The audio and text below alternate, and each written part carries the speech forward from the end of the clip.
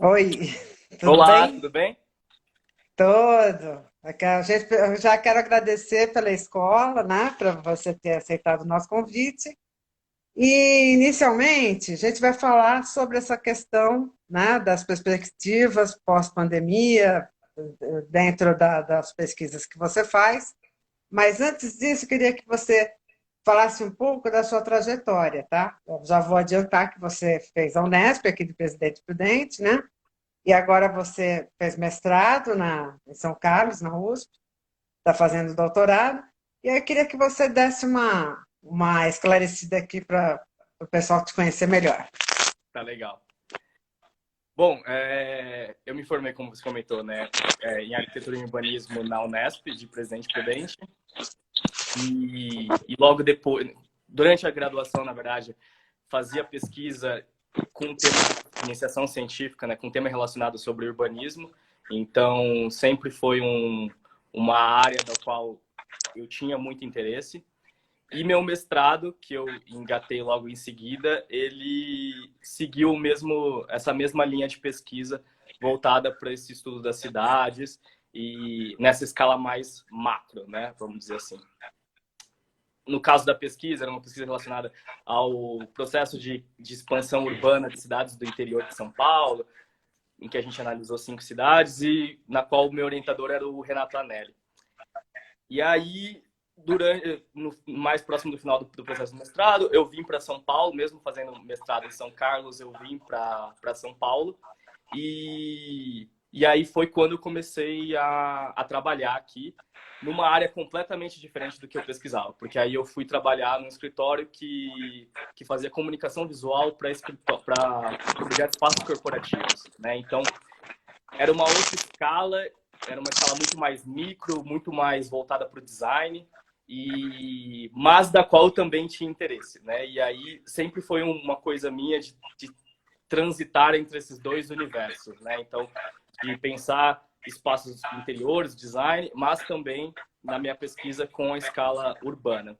E era engraçado porque eu tinha essa conversa com o meu orientador, né, o Renato, em que ele dividia comigo a mesma situação, né? O Renato ele tem duas linhas de pesquisa, uma voltada para estudos das cidades, mas outra voltada ao estudo da arquitetura urbana paulistana.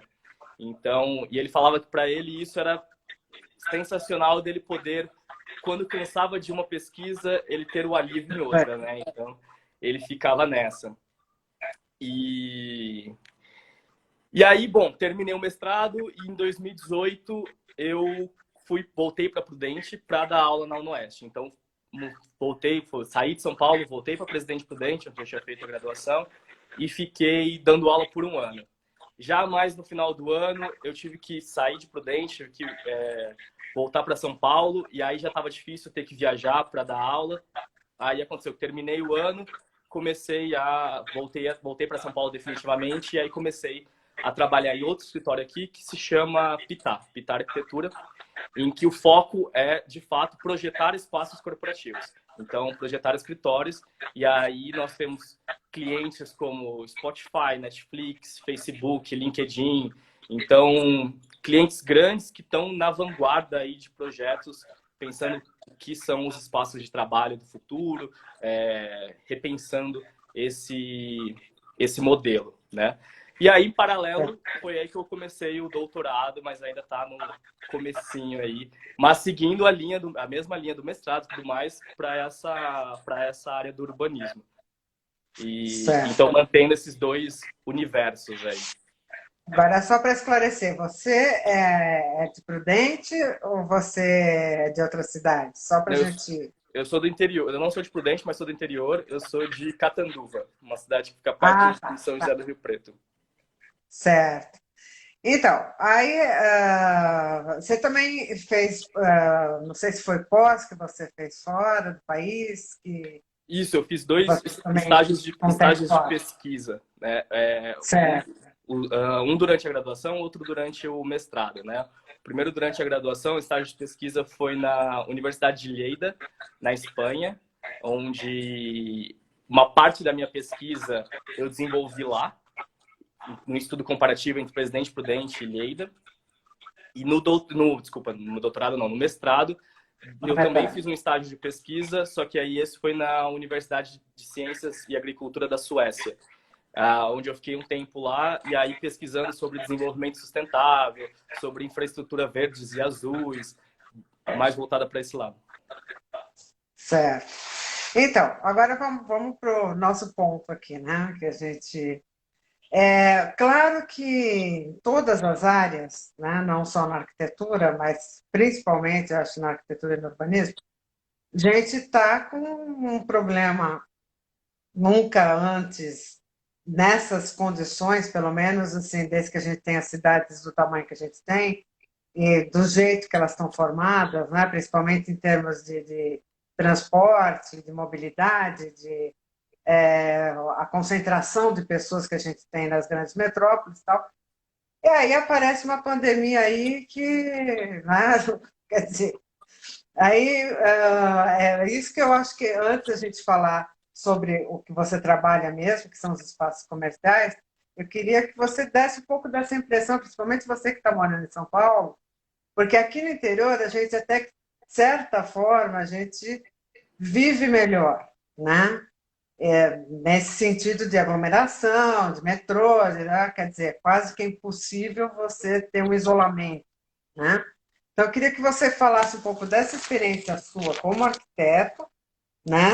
Morando numa metrópole, e dessa experiência da questão da sua visão sobre a pandemia e sobre o futuro das cidades, que é o nosso tema agora de agosto. Tá? Uhum. Sim. Bom, acho que dois pontos antes. O primeiro que o bacana de ter de vivenciar esses dois universos, né, na pesquisa voltada para o urbanismo e trabalhando, pensando nos espaços corporativos, é que a gente pode pensar num ponto de convergência entre esses dois universos, né? Então, que a gente não pode mais pensar no ambiente de trabalho que ele se encerra ali no seu espaço físico. Então, a gente precisa pensar a relação desse espaço de trabalho com a cidade. E aí, quando vem a pandemia, isso fica muito mais claro. Toda essa estrutura, ela fica muito mais evidente, tanto para um lado positivo quanto para um lado negativo, né? Sim. E aí, qual que é o lado negativo? O lado negativo é que evidencia-se a desigualdade das nossas cidades, sobretudo das nossas grandes cidades, no caso de São Paulo, né? Quando a gente, pensando no cenário atual, da situação atual de São Paulo, principalmente, a gente tem uma dificuldade de leitura de como está a situação da pandemia aqui, por conta da forma como são feita o levantamento de dados. Então, aqui em São Paulo, o levantamento de dados é feito por distrito, e aí, se a gente for pensar um único distrito de São Paulo tem a mesma quantidade de população que uma cidade média, né? Então, essa análise de dados, de número de contaminados, de óbitos e tudo mais, feita distritalmente, ela esconde muitas heterogeneidades que a gente tem dentro dos distritos de São Paulo, né? Que impede a gente ter uma análise mais precisa sobre o que de fato está acontecendo. Mas, se a gente pode levantar hipóteses, né? Aqui a gente percebe que o mapa de contágio da pandemia ele coincide com o mapa da desigualdade da nossa cidade, né? Então, a gente primeiro tem o início dos primeiros focos nas áreas mais densamente ocupadas aqui em São Paulo, então nos bairros mais centrais, como Consolação, Bela Vista, Jardim Paulista, que é o bairro dos jardins com maior densidade populacional, que são pessoas também que tiveram contato no exterior, que trouxeram, que vieram contaminadas, enfim, ali foram os primeiros focos, que continuam sendo focos, mas meses depois há um alastramento do contágio para o interior da cidade, né, para a periferia.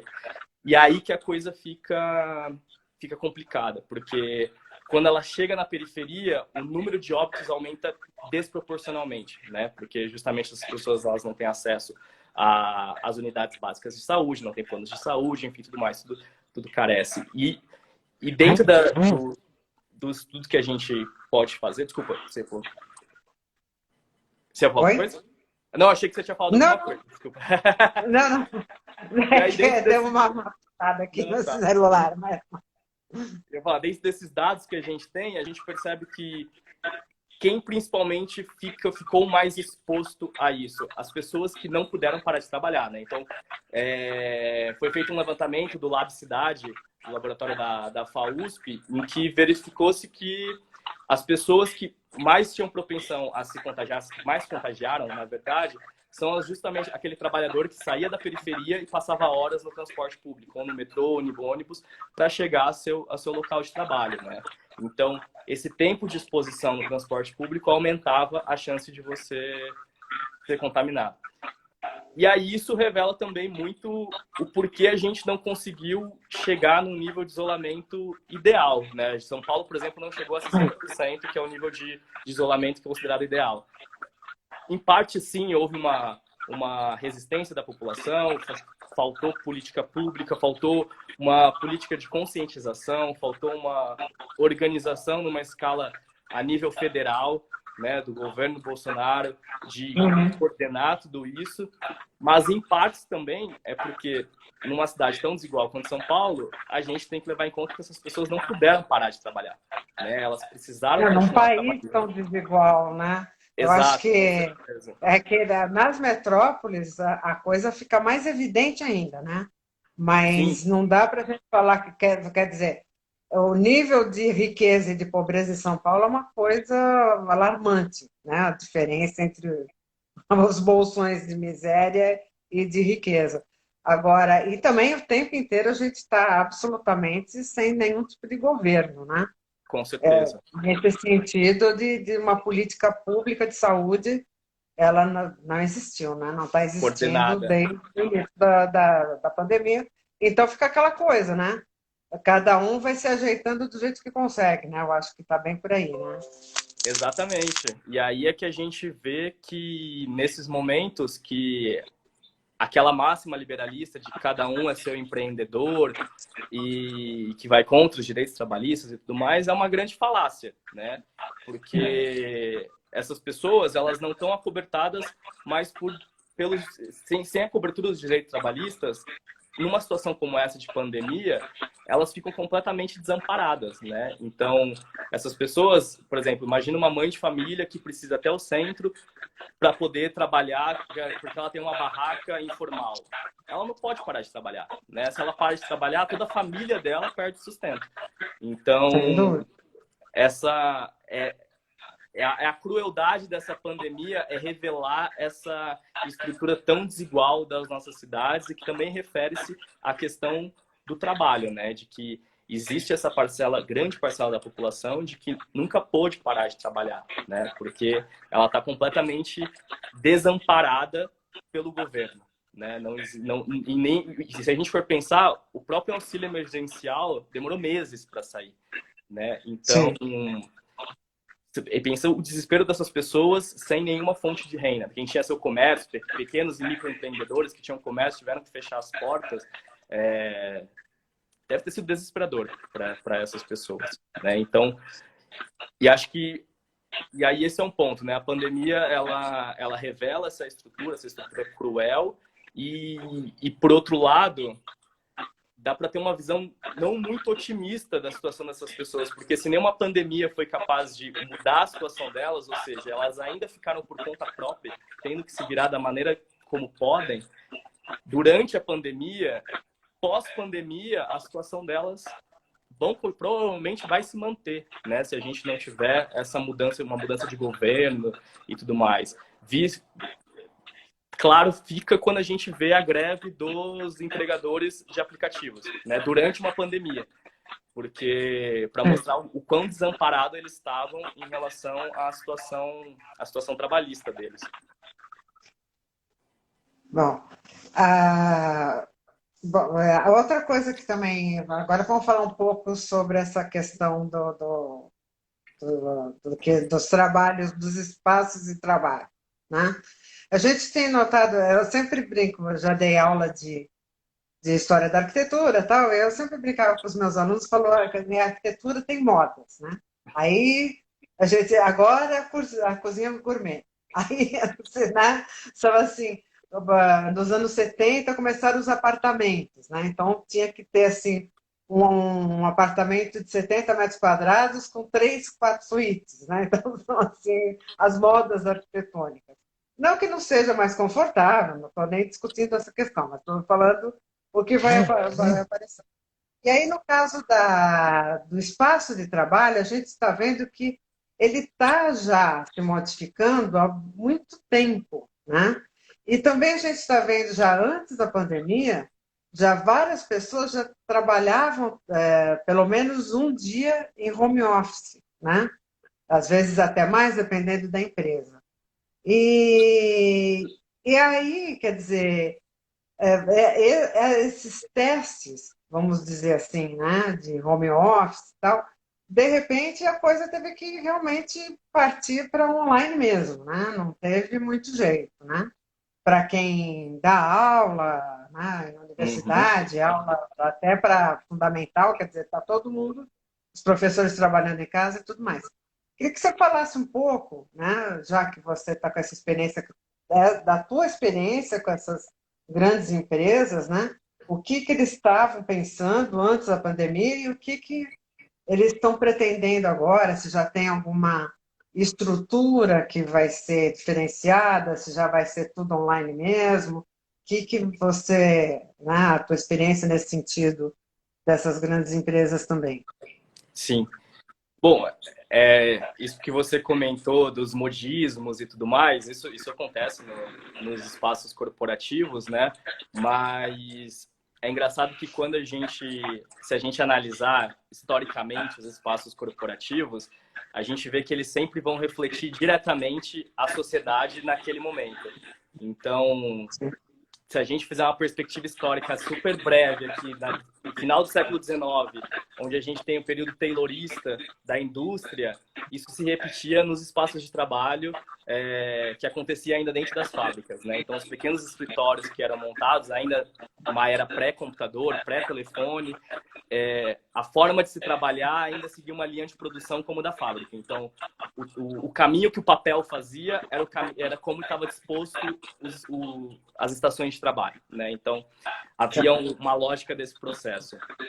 E aí, conforme vai surgindo o surgimento das tecnologias, os espaços de trabalho vão se adaptando até a gente chegar no momento atual em que a gente tem um contexto tecnológico muito mais presente, né? E aí, como você comentou, essa questão do home office, do teletrabalho, ela já estava sendo presente, ela já estava acontecendo nos últimos anos. Então, algumas empresas, principalmente essas, como eu comentei, mais vanguardistas, elas já haviam adotado o modelo de home office, permitindo uma flexibilidade das pessoas que trabalham lá. Então, você não necessariamente precisava trabalhar no escritório fisicamente, você tinha essa liberdade, ou um dia fixo, ou quando você quisesse trabalhar da sua casa, dependendo do tipo de trabalho que você fosse fazer, você tinha essa liberdade e que era sempre muito bem vista pelos funcionários.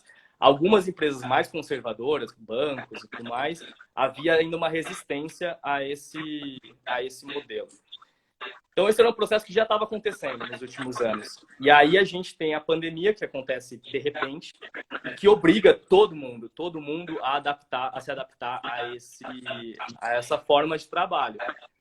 E aí que surgem as coisas interessantes. Primeiro, as empresas perceberam de que é possível se adaptar a esse modelo online de teletrabalho e tudo mais, de que exige novas infraestruturas, novos investimentos, mas de que é possível acontecer esse trabalho dessa forma.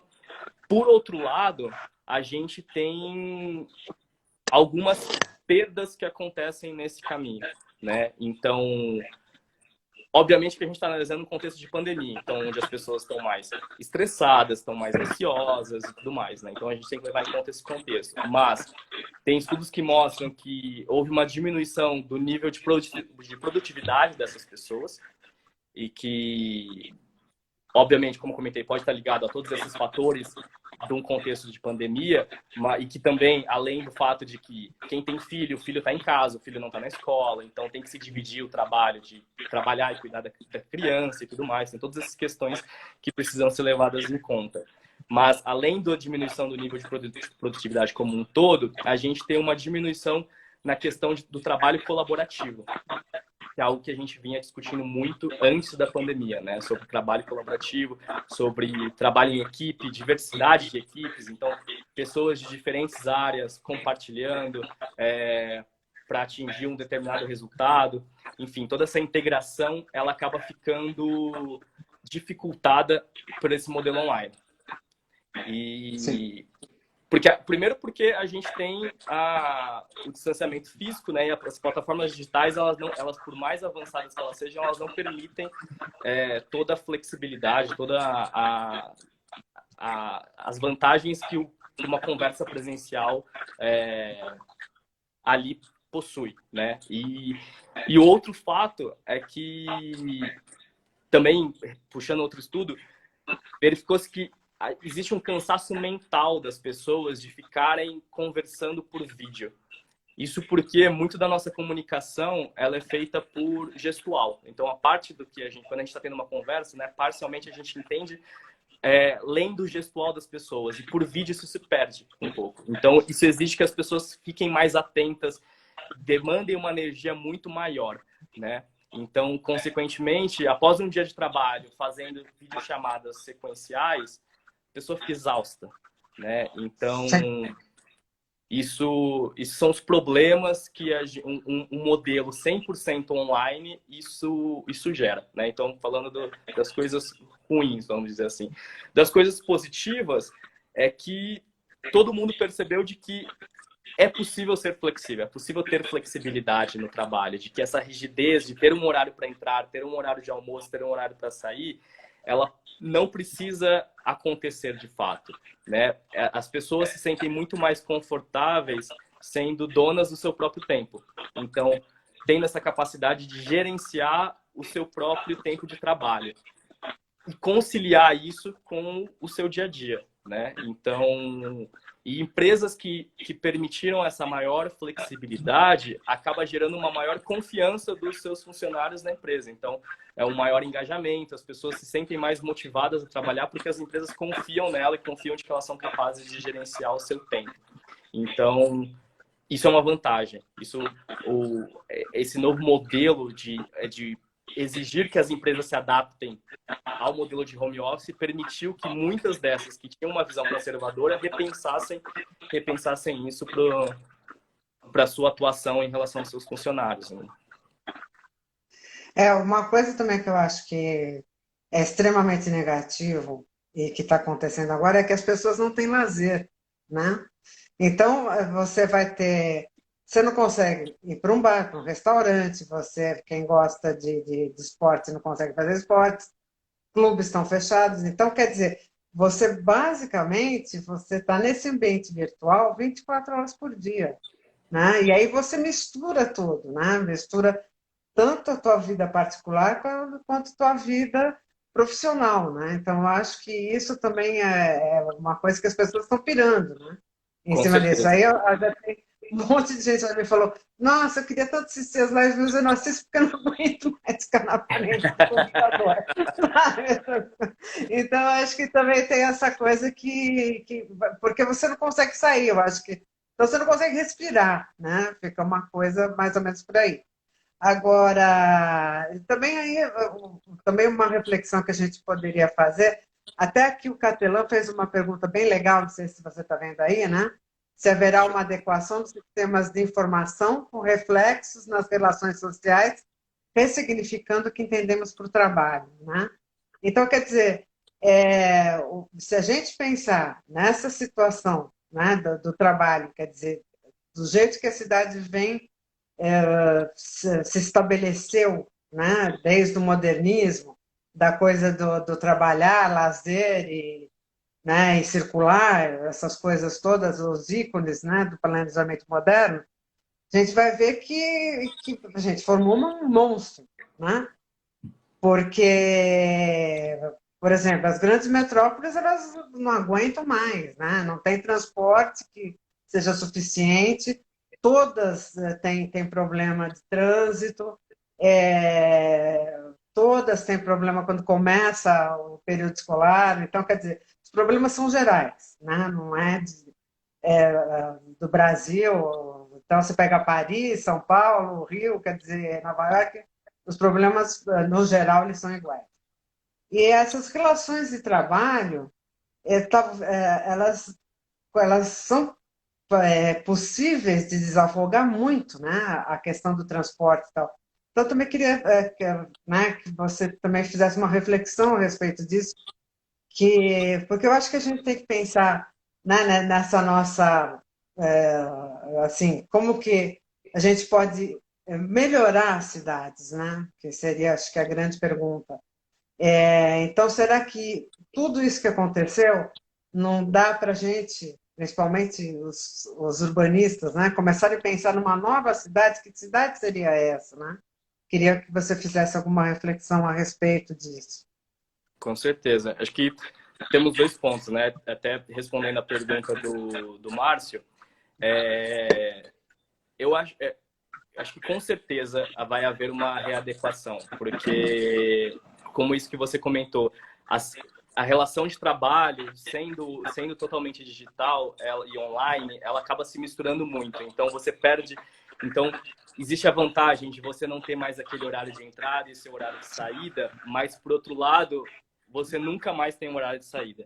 Então, é a sensação de que você está trabalhando o tempo todo, né? Porque a qualquer momento você pode receber uma mensagem do cliente, você pode receber uma mensagem do seu chefe, uma mensagem de trabalho, e que é trabalho, no final das contas, né? Por mais que seja só uma Sim. mensagem, é trabalho.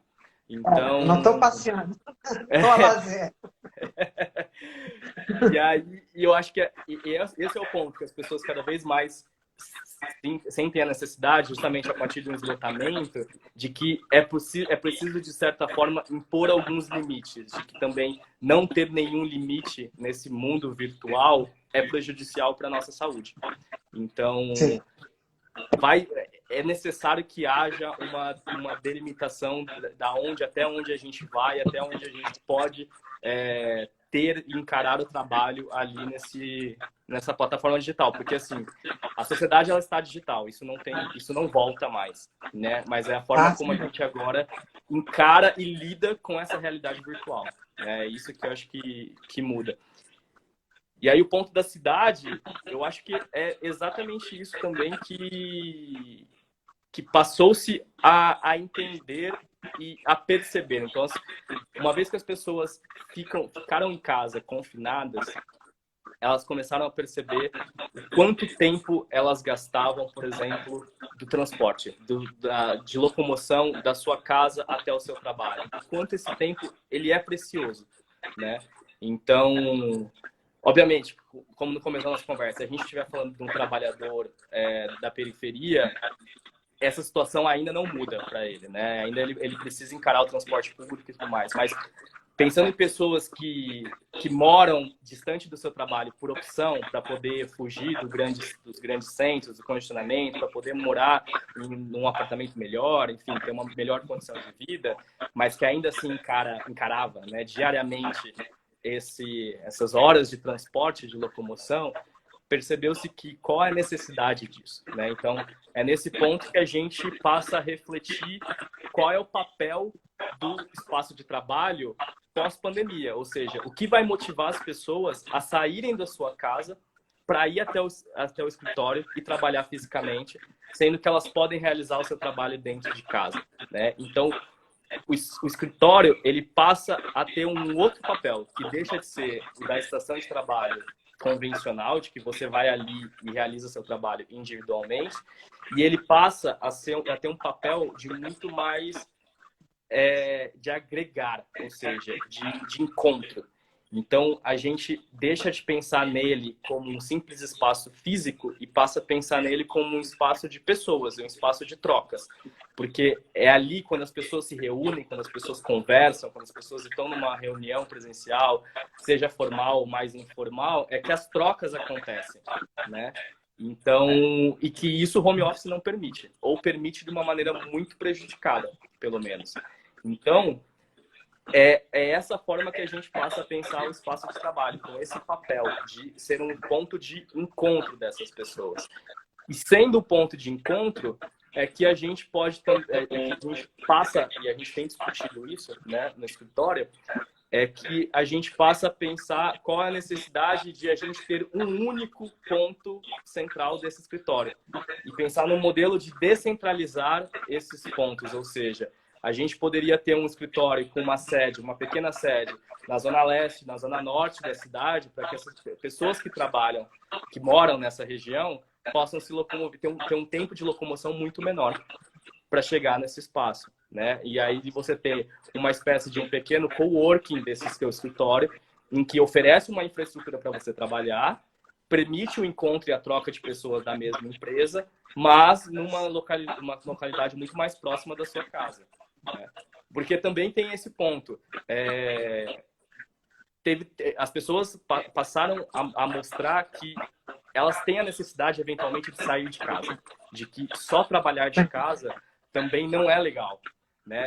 Então, principalmente quem não tem estrutura em casa para poder trabalhar, né? Ou seja, se você é casado, como eu comentei, se você tem filho, de repente você precisa fazer uma reunião importante, que você precisa se concentrar, ter silêncio dentro da sua casa, nem sempre oferece essa estrutura ideal, né? E tanto que a gente vê aí, o que mais a gente vê nessa pandemia são as lives, as reuniões em que você vê o marido, você vê o cachorro, você vê a criança entrando no meio da conferência, né? Então, que é super engraçado, mas mostra que as pessoas não têm um espaço adequado para trabalhar, né? A todo tempo você está dentro da sua casa, você está propício a interferências externas, né? Então, eventualmente, você precisa sair da sua casa e ter um espaço para isso, onde você possa desenvolver a sua atividade, seja individualmente, seja coletivamente, mas poder ter um espaço para isso, né? Então, vi muita gente comentando, é o fim dos espaços de trabalho, agora todo mundo, as empresas perceberam que dá para trabalhar de casa, a gente não vai ter mais escritório. E eu acho que não, pelo contrário, a gente vai ter escritórios, os escritórios continuam, a gente passa a só ressignificá-lo, ou seja, qual é o papel que o escritório tem nas nossas vidas, né? Então, de deixar de ser aquele escritório tradicional, em que você vai, tem sua estação fixa de trabalho, que isso já há anos, já algumas empresas já deixaram de adotar a estação fixa, então as pessoas não tinham mais lugar marcado, você chegava e sentava onde você queria, porque as pessoas já estavam com seu notebook. Mas acho que isso agora se amplia para as empresas como um todo, né? A repensar de que deixa de ser fixo e passa a ser mais flexível. Acho que essa é a principal mudança que a gente está enfrentando, né? Dessa rigidez para flexibilidade, né?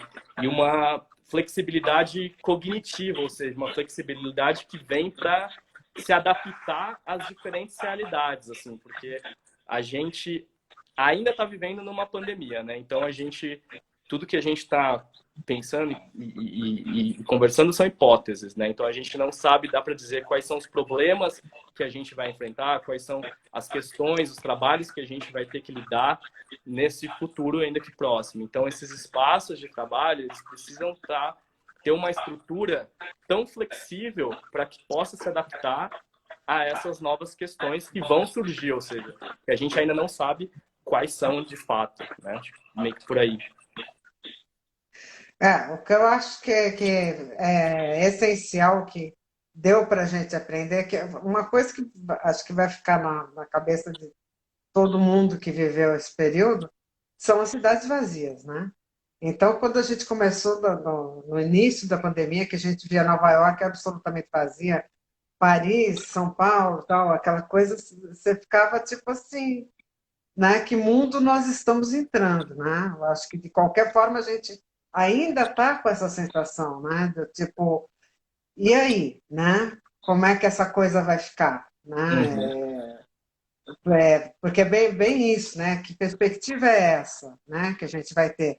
Porque algumas coisas melhoraram, né? Até se a gente pensar em termos familiares, das pessoas terem mais tempo de ficar com filhos, etc. Né? E ao mesmo tempo tem essas coisas, quer dizer, a gente está com prédios e prédios vazios, né? Então, quer dizer, a gente tem que pensar mesmo que vai ter uma grande reestruturação nesse sentido, né? Porque é isso que você estava falando, quer dizer, que não adianta eu ter um escritório para 200 pessoas no centro de uma cidade se eu posso distribuir essas pessoas mais próximo das suas casas, né? Então você já começa a desafogar. E eu queria também, assim, conversando, né, sobre essas questões todas de urbanismo, né? É, é, assim, que pesquisas você tem visto em relação nesse sentido, né? Tipo assim, que futuros serão dessas cidades, né? Como que a gente pensa desde essa ressignificação do trabalho, da escola, da própria casa, quer dizer, se a gente pensar em São Paulo, por exemplo, um apartamento de 100 metros quadrados é um luxo, né? E aí, se você vai trabalhar em casa, se você vai estudar em casa, se as coisas vão acontecer todas nesse espaço, você tem que pensar também nesse sentido, né? O morar, ele ampliou, de repente, né? Que se a gente pensar uma pessoa jovem, que nem você, né? Você ficava Yeah. muito pouco tempo em casa, não precisava de um espaço muito grande, almoça fora, e, quer dizer, né? Então, e aí, de repente, você vai ter que ter essa casa de novo funcionando, como uma casa, né? Almoçar, jantar, etc. Então, a gente pensar, fazer um exercício e pensar nessas questões, né? Todas. Com certeza. Eu acho que tem algumas questões aí. A primeira, inclusive, que você comentou, e que acho que também sobre a forma como as cidades vazias e tudo mais, e o que a gente acho que percebe é que existe uma mudança da forma como as pessoas vão se relacionar, estão se relacionando, né? Ainda que a gente tenha uma vacina, pelo menos num curto espaço de tempo, mesmo pós-vacina, o trauma talvez que a gente passou por esses meses, de que contato próximo, aglomeração, estar perto de pessoas se tornou um perigo, isso fica na nossa cabeça de certa forma, né? Então a gente passa a encarar a relação com as pessoas, com o outro, de outra forma, né? E isso vai permanecer por um tempo. E isso muda a forma como a gente vive, né? Essa questão de como a gente vivencia a cidade, de como a gente sai, as formas como a gente se diverte, nossas formas de lazer, em que antes havia estávamos vivendo, né, cada vez mais uma abertura para a cidade, as pessoas aproveitando mais os espaços livres e são forçadas a voltarem para dentro da sua casa e a pensar o seu espaço interno. E aí vem o segundo ponto, que é esse que você comentou. Porque principalmente aqui em São Paulo e no interior também, a gente já estava tendo isso, houve esse boom imobiliário dos micro e pequenos apartamentos, né? Aqui em São Paulo, a gente chegou a ter lançamento de apartamentos de até 14 metros quadrados, 20 metros quadrados, ou seja, um cômodo. E aí, aqueles apartamentos todos flexíveis, você tem que mudar os móveis, você vira, tem uma cama, depois tem a mesa, enfim.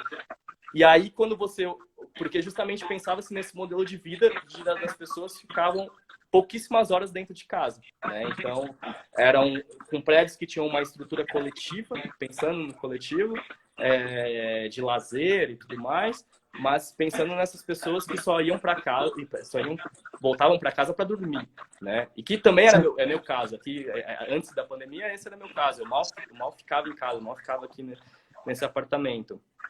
E aí, justamente, você comentou desses estudos. Dos estudos que eu vi seria a morte dos pequenos apartamentos. E, obviamente, a gente tem um embate imobiliário e financeiro de que é impossível, numa cidade como São Paulo, pagar um apartamento com uma metragem quadrada maior numa localidade central. É inacessível para boa parte da população isso.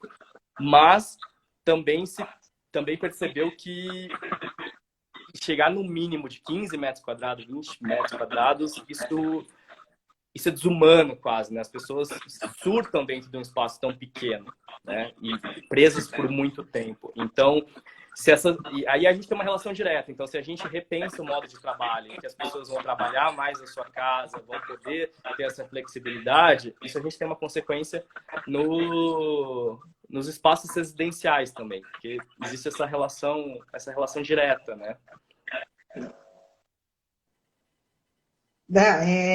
Também na questão dos transportes também, né? Então, se a gente pensar, quer dizer, a cidade ela está num processo de remodelação total, né? Porque também a gente tem essa coisa, aonde é mais seguro de você ficar? Em espaço aberto, né? Com distanciamento, mas em espaço aberto. Então, eu acho que também uma das coisas que vai acontecer muito é valorização de parques, né? Que também vai ser esses espaços públicos abertos, eu acho que vai ter uma grande valorização e vai ter um processo de remodelação de muitas áreas, né? Primeiro, para você fazer um sistema de circulação que essas pessoas não se trombem, né? Não fiquem muito próximas. E outra também para você poder estar, porque cinema você não pode ir, né? Bar você não vai ir, quer dizer. Então, o que sobrou mesmo são os espaços públicos, né? Com E, certeza. bom, aí, hã? Com certeza. Aí quanto às questões, né, se a gente pensar nos espaços públicos, o que você acha, assim, já que você morou em Prudente, estudou aqui, o que você acha que seria interessante, né, para cidades médias? Porque a gente vai ver que aqui em Prudente a gente tem, basicamente, o Parque do Povo, né? De uma área de lazer e que não é nem tão adaptado assim para esses novos tempos, né? Então, também eu queria que você conversasse, porque São Paulo a gente pensa, você tem Ibirapuera, você tem o Parque do Carmo, quer dizer, você tem grandes áreas, né? E aí, e você também trabalhou com essa questão de fundo de vale, porque se a gente pensar aqui no Parque do Povo, é o fundo de vale, né? Com certeza. Então, eu queria que você também discutisse um pouco essas questões. O que você acha que seria interessante, né, para cidades médias, já que você estudou essas questões? Eu acho que no caso das cidades médias, o que eu vejo é e provavelmente isso veio acontecendo durante a pandemia, é uma valorização dos espaços públicos, mas os espaços públicos da escala do bairro. Então, aquele próximo à sua casa, em que você pode ir a pé, em que você não precisa pegar um ônibus ou pegar seu carro para se locomover, e um parque do povo que geralmente fica cheio, né, nos finais de semana, fica realmente lotado. Então, você passa a olhar para esses espaços públicos, as pequenas praças, aqueles pequenos parques de bairro que a gente tem, de uma outra forma, com cuidado muito maior, porque até então esses espaços, a maior parte das vezes, eles são negligenciados, né? Tanto pelo poder público quanto pelas próprias pessoas, né? Pelos próprios moradores. E aí, se você, numa perspectiva em que você passa meses confinado dentro da sua casa, é nesse espaço que você vê um alívio para sair de casa, né? E poder caminhar, poder andar com seu cachorro, poder ter um ar livre, poder ficar um tempo fora de casa, né? E aí que você, uma vez que você sai e vai às praças, é que você começa a notar primeiro os problemas, né, que ela tem, mas notar a importância que ela tem, né, de que esses espaços eles são importantes, de que eles, quando a gente pensa, a gente como urbanista tem isso claro, né, de que esses espaços livres, o sistema de espaços livres, ele faz muito sentido para a cidade, né, para a estrutura da cidade. Mas quando a gente passa a vivenciar isso, a coisa toma um outro sentido, né? Uma importância numa escala do cotidiano que acabou se perdendo, de certa forma, né? Então, quando a gente retoma isso, essa ida ao parque do bairro, à praça, a gente revaloriza esses espaços e a gente passa a repensar a necessidade e a importância que eles têm dentro dessa estrutura de espaços livres da cidade, né? De que a gente não pode pensar num único grande espaço, como Prudente acontece, o Parque do Povo, mas de que esses pequenos espaços eles são importantes, né? Para a manutenção dessa nossa vida cotidiana.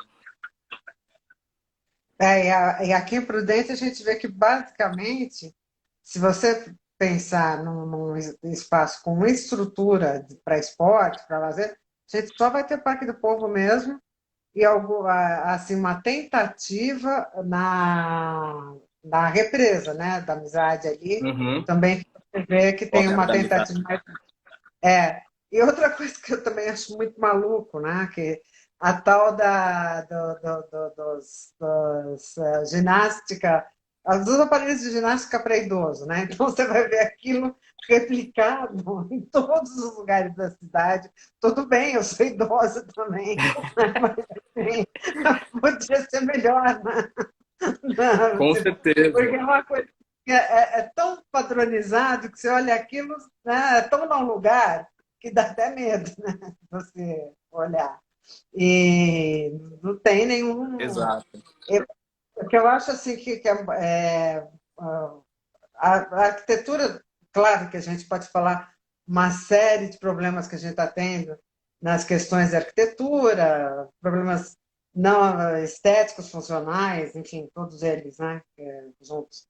Mas o urbanismo parece que a coisa fica pior ainda, né, quando a gente começa a pensar, né, porque esses espaços próximos da casa, eles estão muito deteriorados mesmo, né? Então você tem uma praça ali que Prudente é muito sol, não tem árvore, não dá para você andar, não dá para você fazer uma caminhada, não dá nem para você sentar no banco de tão quente que está. Então eu acho que é uma coisa muito complicada, né? Se a gente pensar nessas pequenas escalas, né? Que Com daria para certeza. você também desafogar, né, esses parques maiores e começar a ter uma cidade muito mais agradável, né? E que a gente não vê, né? E quanto a essas questões de urbanismo, deixa eu ver, a gente tem mais 10 minutos, né? Queria que você falasse mais alguma coisa sobre, já que você está fazendo doutorado, então você está muito por dentro de todas as questões, né?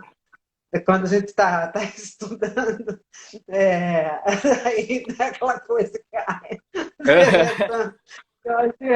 queria que você falasse um pouco sobre as pesquisas que você está fazendo, o que você está vendo de interessante, né, para atualizar aqui os nossos ouvintes aqui, que são basicamente todos arquitetos. Sim.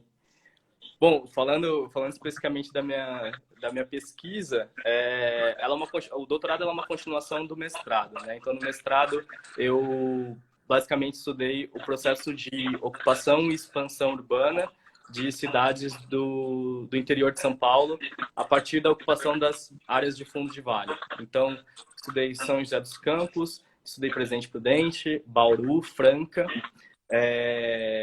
foram 4 cidades. E aí, no doutorado, eu continuo com essas cidades, mas aí adiciono uma perspectiva climática.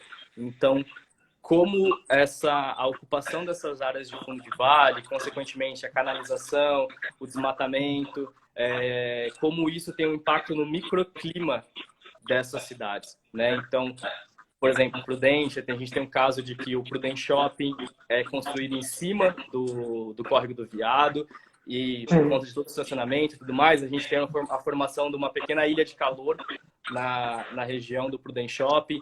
Então, o impacto que isso tem nessa escala do microclima dessas cidades, né? Então, e aí vai de encontro ao que a gente estava conversando anteriormente sobre a importância dos espaços livres, os pequenos espaços livres, porque eles são responsáveis por fazer essa manutenção do microclima, né? Então, porque o Parque do Povo, ele tem a sua importância, mas quando a gente analisa ali as ocupações imediatas a eles, a gente tem umas situações muito problemáticas, né? De áreas completamente impermeabilizadas, enfim.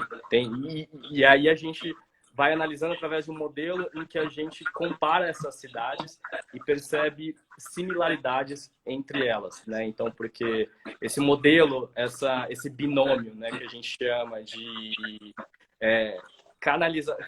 de retificação e canalização dos fundos de vales, ou seja, a gente pega um córrego, transforma ele numa linha, algo linear, e canaliza, ou seja, faz uma calha de concreto, impermeabilizando ali essa área. Esse binômio, ele é um modelo que se repete por praticamente todas as cidades do interior, né? Presidente Prudente, inclusive, pressupõe no seu plano diretor que os córregos devem ser canalizados e que construído avenidas marginais. Então, o doutorado, obviamente, ele está começando ainda, então a gente não tem ainda resultados concretos, mas vai nesse sentido de identificar qual é o impacto desse modelo, dessa forma de ocupação que se perpetuou e que vem desde a década de 50, que começou aqui em São Paulo, com plano de avenidas, Prestes Maia, a forma como São Paulo tratou seus córregos e que isso passou a ser replicado nas cidades do interior, qual é o impacto que isso tem quando a gente analisa o microclima dessas cidades. É mais ou menos por aí. E que não deu certo, né? Quer dizer, todo mundo viu que não deu certo, e aí o que Continuamos é mais fazendo. maluco é isso, né? E continua fazendo, quer dizer, há 70 anos continua-se com o mesmo modelo, né? Então você vê assim, porque, por exemplo, uma coisa que eu penso, primeiro, eu acho esse Parque do Povo muito estreito, né? Ele deveria ser mais largo. Porque eu lembro quando começou, eu sou de São Paulo, vim morar aqui, e eu vim bem nessa época que começou a se fazer lá o Parque do Povo, que é daqueles projetos Cura, né?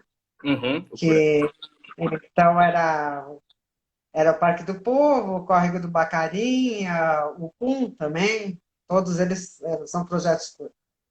E eu lembro que tinham assim sítios ali perto, quer dizer, se você tivesse expandido, né, essa área, você teria um espaço espetacular. Prudente fora a questão do bosque, né, que foi que o bairro do Bosque, não sei se você não é daqui, não sei se você deve ter estudado, talvez, uhum. na Unesp, o bairro do Bosque, ele foi desmatado de um dia para o outro. Quer dizer, a cidade seria outra, né? Você tendo um bosque central, né?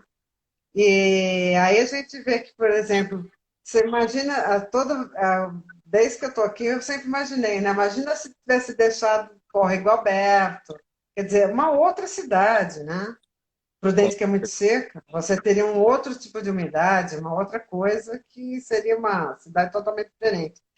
E aí, então, as 4 cidades que você está estudando é o mesmo modelo.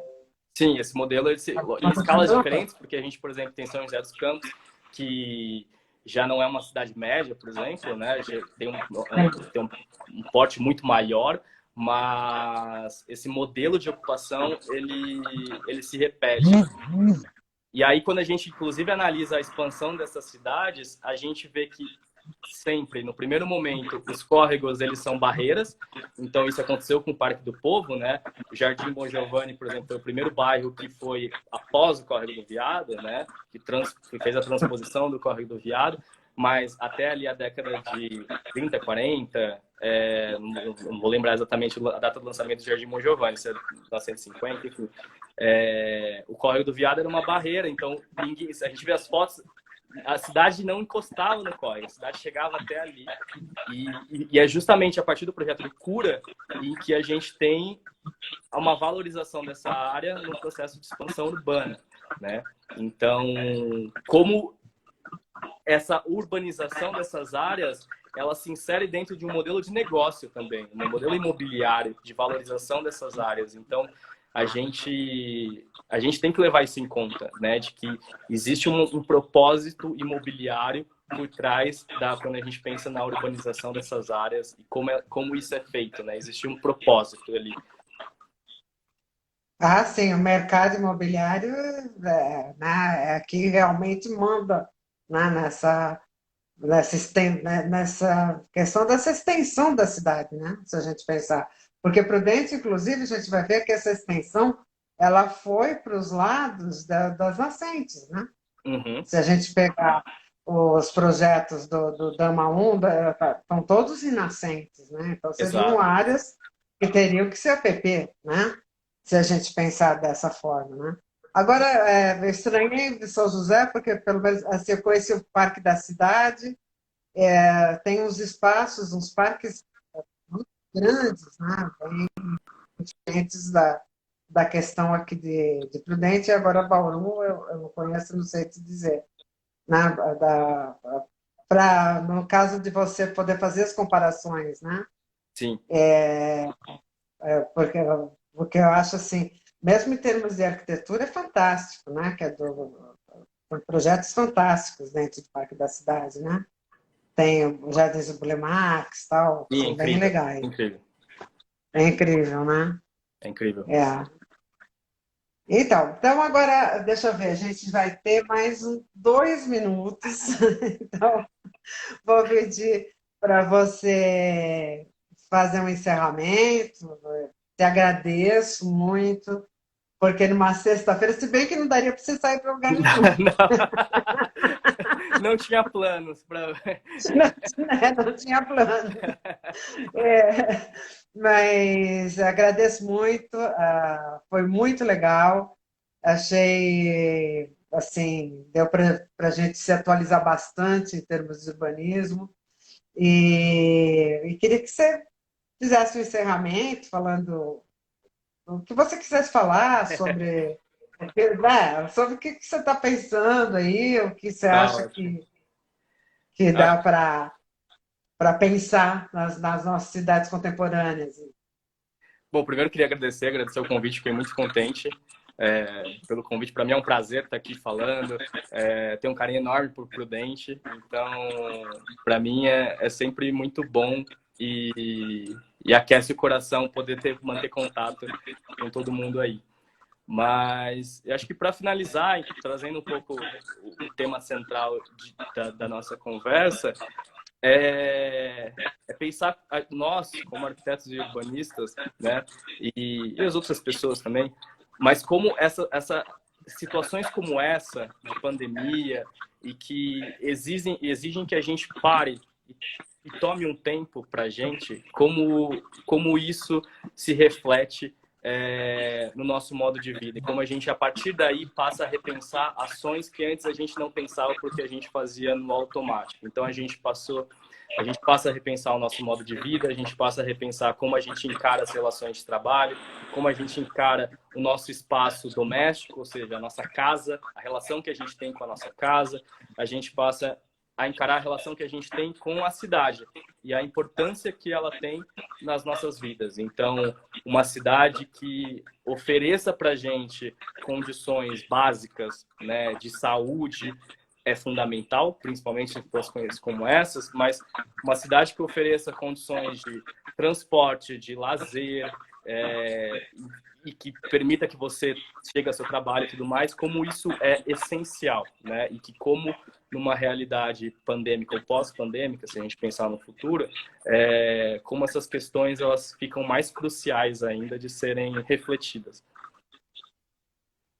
Tá bom, então, Felipe, muito obrigado mesmo, Eu que agradeço. adorei.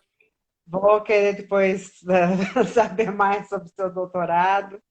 E aí eu queria já informar o pessoal que está vendo que o programa Sexta no Galpão, ele acontece toda sexta-feira, às 20 horas. Inicialmente ele era presencial, agora com a pandemia a gente está fazendo online. E a semana que vem, esse mês, a gente vai pensar sobre urbanismo e sobre como será a cidade, né, o futuro das cidades contemporâneas, né, de pós-pandemia, que eu acho que é essencial.